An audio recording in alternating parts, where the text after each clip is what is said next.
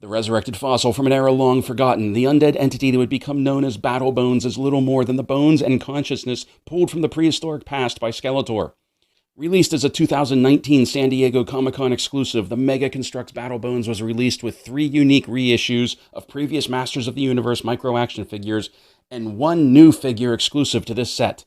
Hi everyone, I'm Mac, and in celebration of 500 subscribers, this is Battle Bones. By the power of Grayskull!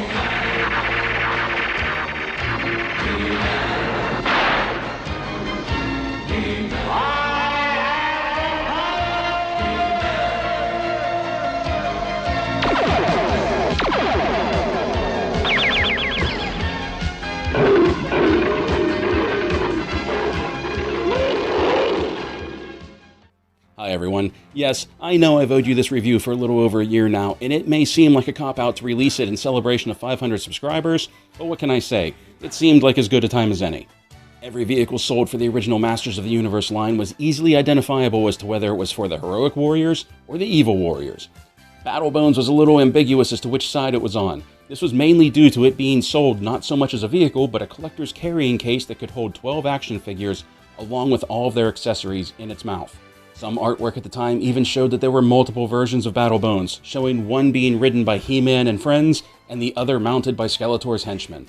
Also, we didn't know if Battle Bones was a vehicle, a mount, was he undead, sentient, was he a golem?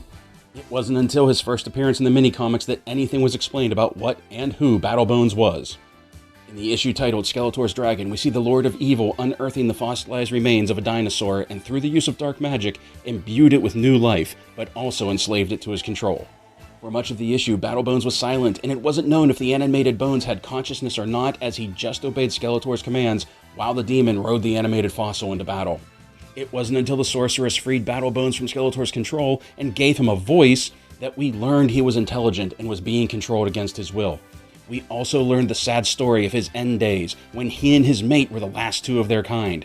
His mate died before he did, so Battle Bones walked prehistoric Eternia until he just laid down and slept one day and never woke up. Battle Bones shows up briefly again in the issue called Stench of Evil, where he is brought in to carry the heroic warriors into battle against Stinkor. Because he is an undead skeleton, Stinkor's stink had no effect on him. It's also worth noting that Mossman appears in this issue as the hero as well. The Mega Construx SDCC exclusive Battle Bones is as much a figure carrier as its original vintage counterpart. However, instead of carrying 12 action figures, the Mega Construx release can only carry 8. Like the original, Battle Bones has 2 loops across his back that can be used as a carrying handle. The head of Battle Bones may look a little oversized, but that's because the mouth opens up and allows you to store the weapons and accessories of figures he's transporting. As you can see, the build is almost all bone white, with black elements being used for the eyes. Articulation is there. It's not great, but it's there. The legs and tail are all on ball joints, but truthfully there's not much you can do with the legs due to how low to the ground Battle Bones sits. What I do appreciate, though, are the ball joints that Mega Construx placed in the spine of the build, allowing Battle Bones to twist and turn, and giving him a bit of a dynamic look when showing him off. This is an improvement over the original that saw Battle Bones with a straight, unbending, rigid spine. Battle Bones has a few pack-ins with the build, the most obvious being the 4 micro-action figures that come with him: Man-at-Arms, Teela, Faker, and of course Mossman. We're not going to spend too much time with Man-at-Arms and Teela, as there's not much to differentiate them from the previous releases of the figures. The biggest differences being that Man-at-Arms' paint deco resembles his Filmation figure paint, but he's minus a mustache. Teela also resembles her original release, with the biggest addition being that she comes with her Cobra Hood armor. Also packed in with this SDCC exclusive set is Mossman. Now for many, Mossman is the figure that makes this set, mainly because unlike the figure that was released on a card back, this issue of Mossman is a flocked figure, just like the vintage 5-inch action figure. I've done a video on Mossman and his 2 incarnations earlier this year, so we're not going to spend too much time looking at him, but there will be a link to the video at the end of this one and in the description below. Something I do want to touch on, though, is that in the previous video I stated that there's no color variation between the SDCC Mossman and the cardback Mossman.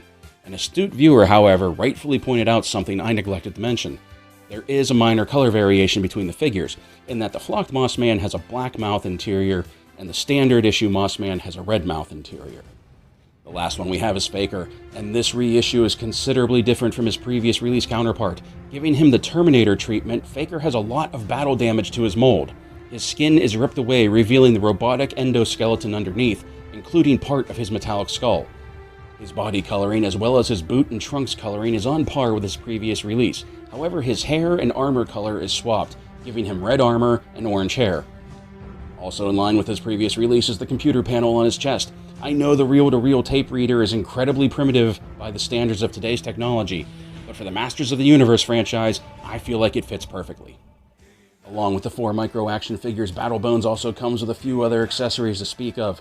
We have this pine-scented air freshener that is a nod to the vintage 5-inch figure of Mossman.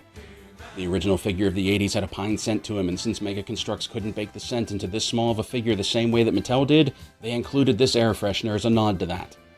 And finally, there is this. A veritable arsenal of weaponry is included with Battle Bones. Yes, some of these are accessories that go with the figures that are packed in with the build, but a good bit of this is just extra accessories to be used however you want and outfitted to whoever you want to give them to. I love this. The vintage line of Masters of the Universe has always included extra weapons and accessories with different sets, vehicles, and figures, so that you had a true arsenal of weaponry to outfit your figures with beyond the items that came packed in with them.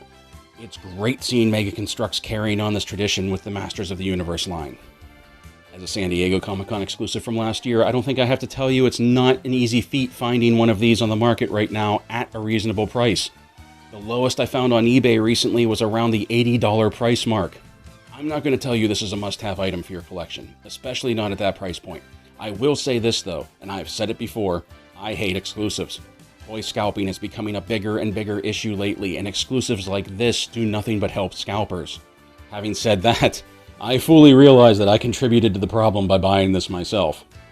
If this is something you want for your collection, then I do sincerely hope you find one at a somewhat reasonable price. To be honest, I don't even remember what Mega Construx was selling this for at Comic-Con. I think it was around the $30 price point. For those of you who don't want to pay the secondary market price for this piece, I hope you enjoyed this look at Battle Bones.